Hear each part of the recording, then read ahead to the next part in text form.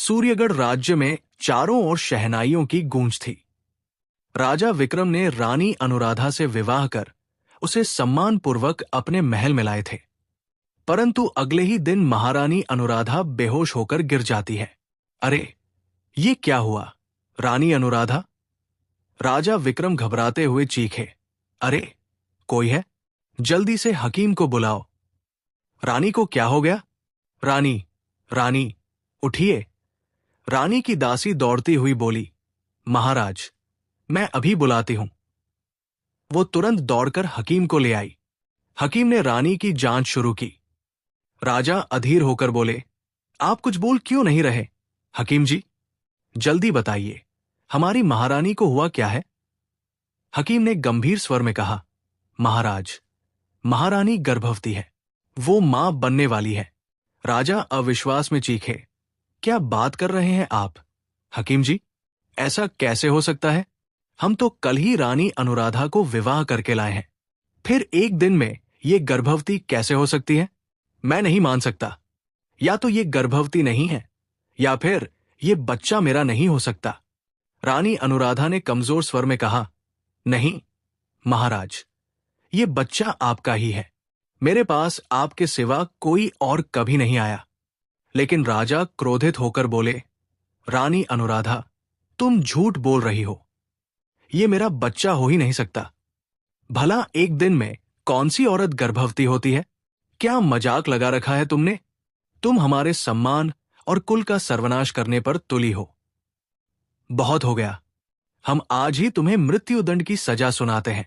तभी सचिव ने आगे बढ़कर कहा, महाराज, महाराज, अगर आपकी अनुमति हो तो ये कार्य मुझे करने दीजिए। मैं इस गद्दार रानी को बहुत ही कठोर सजा दूंगा। बस मुझे एक दिन का समय दीजिए। राजा ने कहा, ठीक है सचिव जी, पर ध्यान रखना, अगर तुमने इसे सजा नहीं दी तो उसका परिणाम तुम भुगतोगे। जो आज्ञा महाराज, आप निश्चिंत रहिए, सचिव ने जवाब दिया। फिर वो रानी को लेकर घने जंगलों की तरफ निकल पड़ा। रास्ते में रानी ने गिड़गिड़ाते हुए कहा, सचिव जी, कृपया मेरी बात सुनिए। ये बच्चा महाराज का ही है। मेरे पास उनके सिवा कोई और कभी नहीं आया। सचिव ने गंभीर स्वर में कहा, देखिए महारानी, अब ये बच्चा किसका है ये तो भगवान ही जाने, लेकिन मैं आपको मारकर पाप नहीं लेना चाहता। मैं आपको जीवित छोड़ रहा हूं, पर ध्यान रखना, अब कभी इस राज्य में वापस मत आना। अगर महाराज को पता चला कि तुम जीवित हो तो वो मुझे भी मार डालेंगे और तुम्हें भी। रानी ने रोते हुए कहा, मैंने तो कुछ भी गलत नहीं किया, फिर ये सजा क्यों? सचिव बिना जवाब दिए रानी को छोड़कर लौट गया। महल में लौटकर सचिव ने राजा से कहा, महाराज, मैंने रानी को जंगल में ले जाकर महल और जीवन दोनों से अलग कर दिया। अब इस धरती पर वो कभी आपको दिखाई नहीं देंगी। राजा ने प्रसन्न होकर कहा, ये बहुत अच्छा किया सचिव जी, हम भी तो यही चाहते थे। शाबाश। उधर घने जंगलों में रानी अकेली भटक रही थी। वो रोते हुए बोली, हे भगवान, ये मेरे साथ क्या हो गया? मैं गर्भवती कैसे हो सकती हूं? मैंने तो किसी पराये पुरुष के बारे में सोचा तक नहीं। फिर ये बच्चा किसका है? अब मैं कहाँ जाऊं? किसके सहारे जीऊं? ये बच्चा लेकर तो मैं अपने गांव भी नहीं लौट सकती। वो भूखी, थकी और टूटी हुई अवस्था में आगे बढ़ती रही। तभी उसे कुछ दूरी पर एक ऋषि दिखे। ऋषि ने पूछा, हे पुत्री, तू इतना रो क्यों रही है? रानी ने सारी बात बताते हुए कहा, बाबा, ये बच्चा किसका है? मुझे कुछ समझ नहीं आ रहा। महाराज ने मुझे धोखेबाज समझा और सब कुछ छीन लिया। अब मैं क्या करूं? ऋषि ने कहा, रो मत पुत्री, अग्नि परीक्षा तो औरत को देनी ही पड़ती है। सतयुग में सीता को देना पड़ा था और अब तुम्हें देना है। रानी ने कहा, बाबा, मैं कुछ समझी नहीं। ऋषि बोले, समय आने पर सब समझ जाओगी पुत्री। अलख निरंजन। इतना कहकर ऋषि वहां से चले गए। रानी सोच में पड़ गई। उन्होंने ऐसा क्यों कहा? क्या अब मेरी कोई अग्नि परीक्षा बाकी है? हे भगवान, अब मेरी राह कौन सी है? वो अकेली जंगल की ओर बढ़ती रही। हे भगवान, अब मैं क्या करूं? कोई रास्ता नहीं बचा मेरे लिए।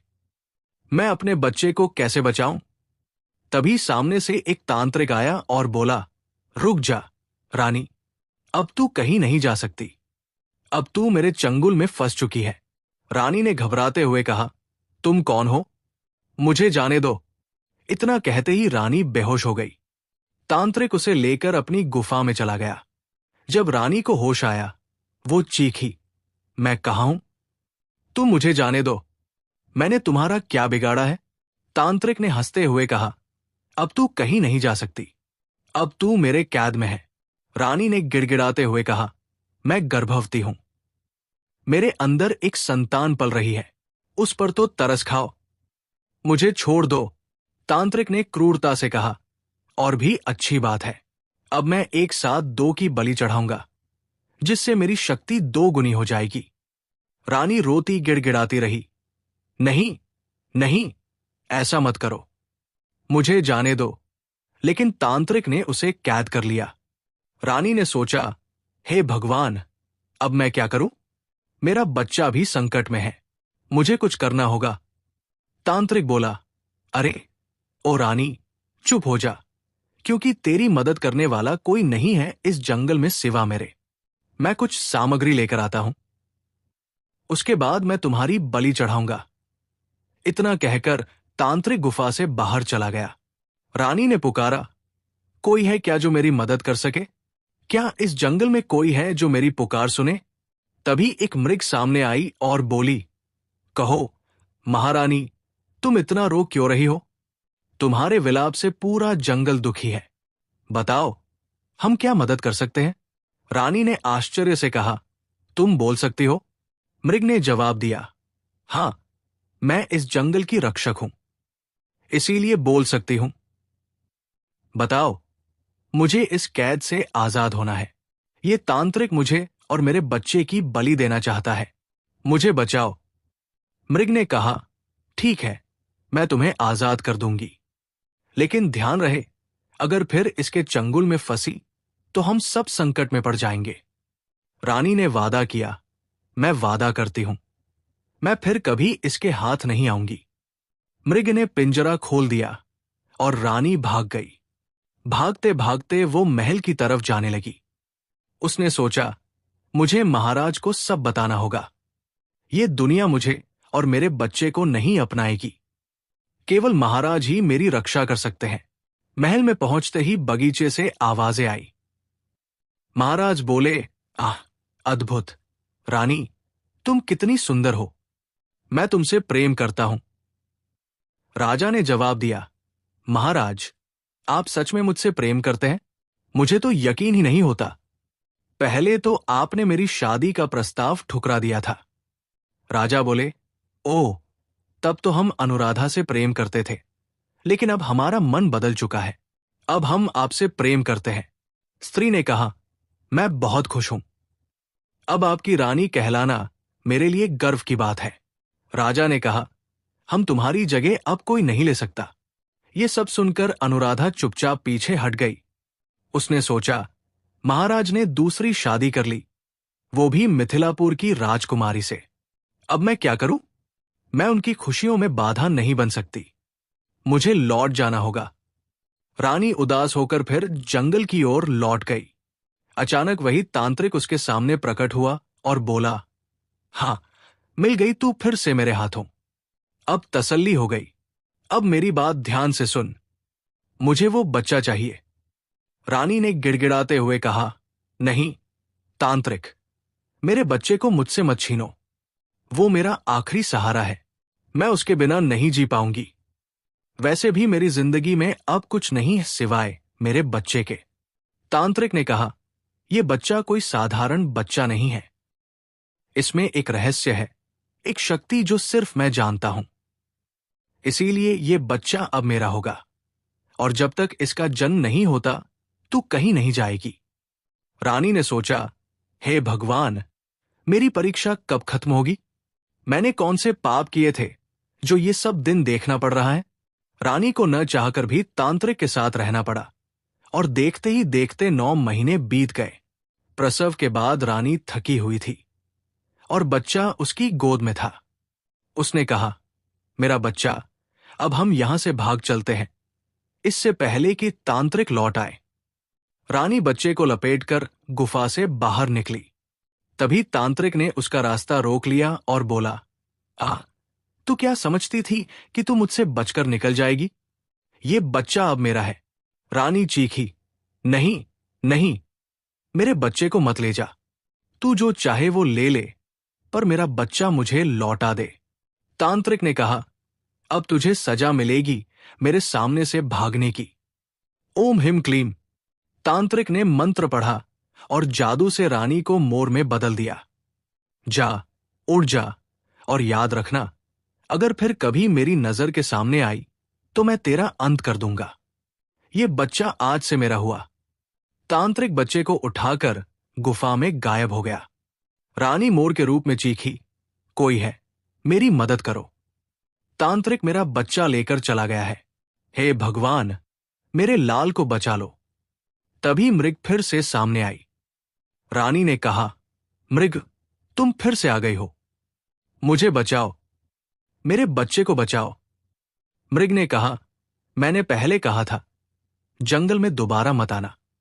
अब मैं तेरी मदद नहीं कर सकती।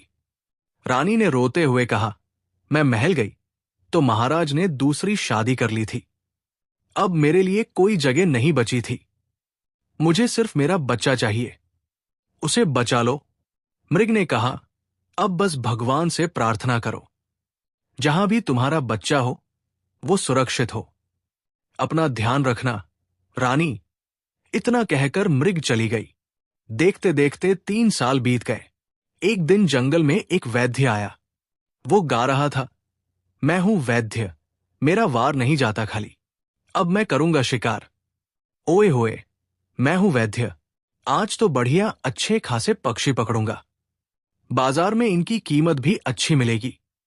उसने पेड़ के नीचे दाना डाल दिया और सोचा, सभी पक्षी आ जाएंगे। रानी, जो अब मोर थी, ने सोचा, कई दिनों से कुछ खाया नहीं, कुछ खा लेती हूं। नहीं तो अगर मेरी तबीयत खराब हो गई, फिर मैं अपने बच्चे को कैसे ढूंढूंगी?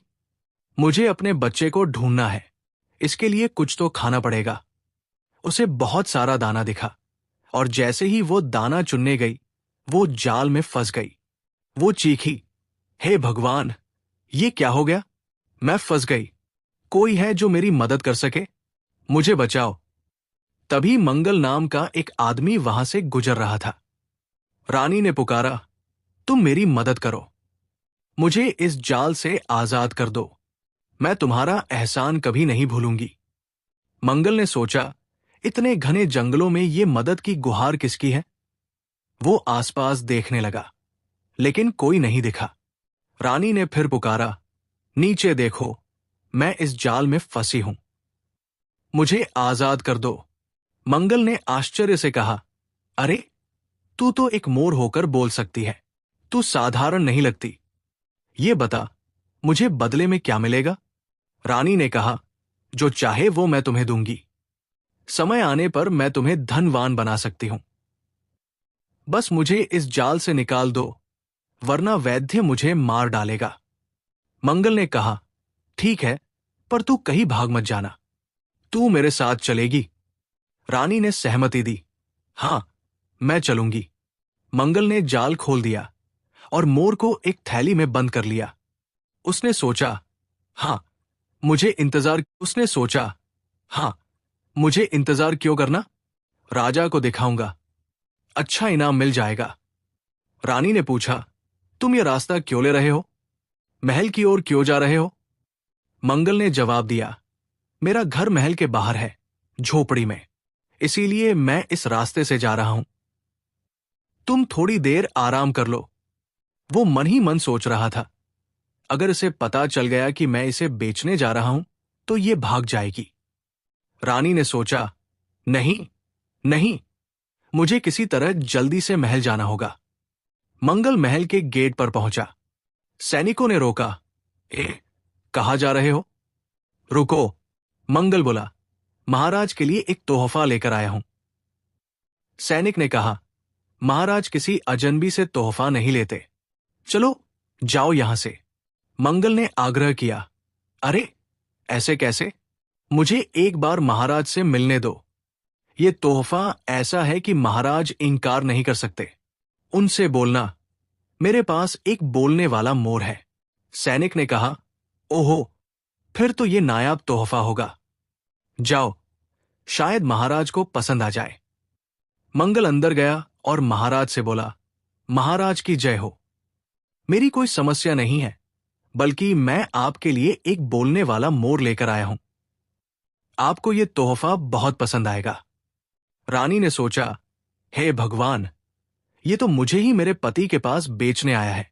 अब मैं क्या करूं? कहीं महाराज मुझे पहचान न ले।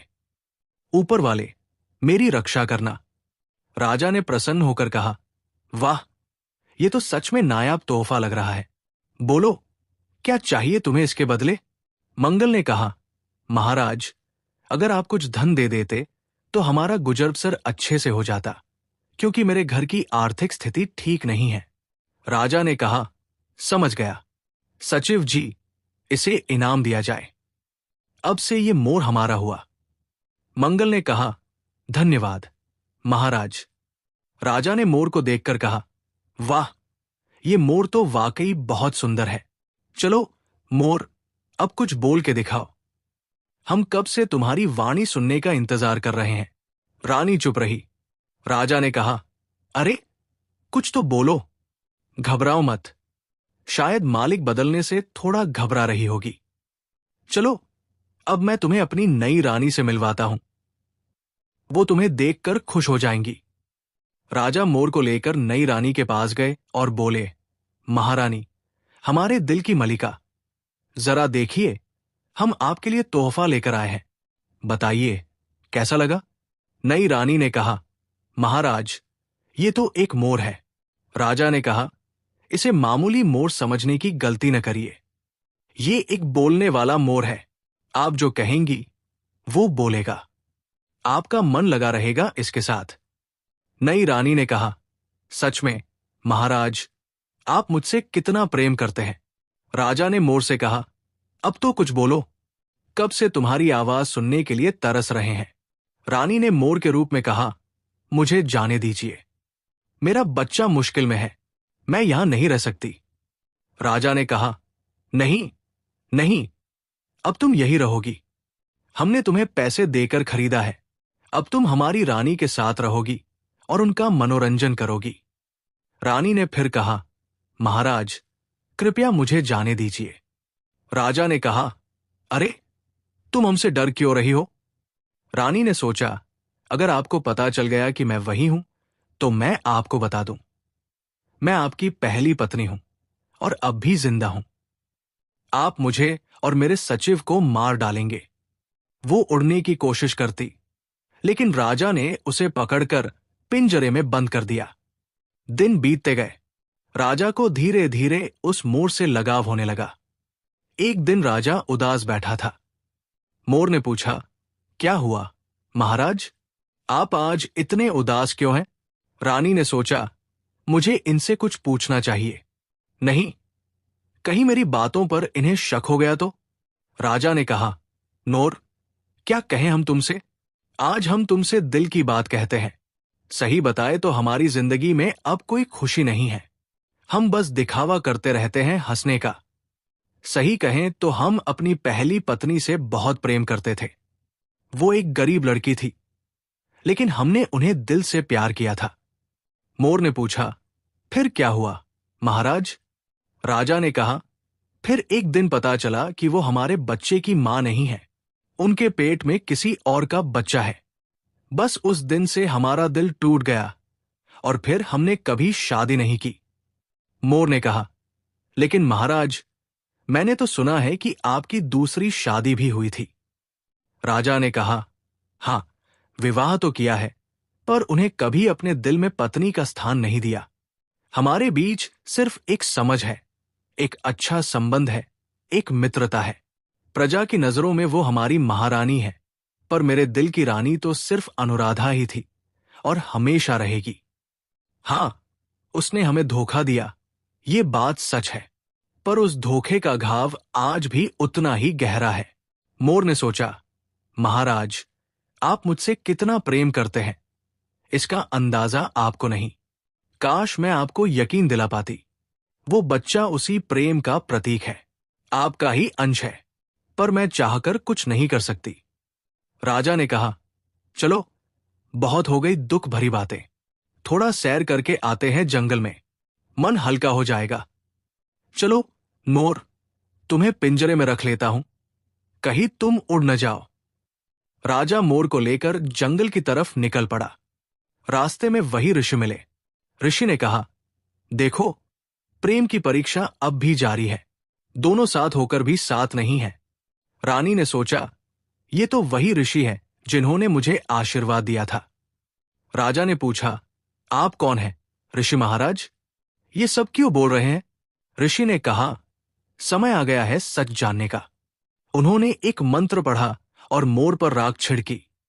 मोर धीरे धीरे रानी अनुराधा में बदल गई। राजा ने आश्चर्य से कहा, ये क्या, तुम जिंदा हो?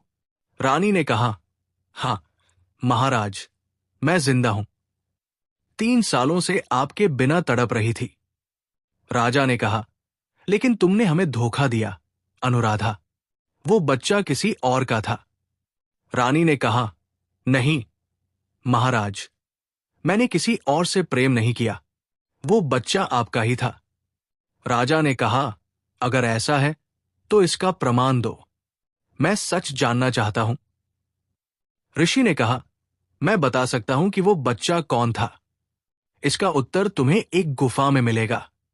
वहां एक जादुई आईना होगा, लेकिन वहां तक पहुंचने के लिए तुम्हें कठिनाइयों का सामना करना होगा।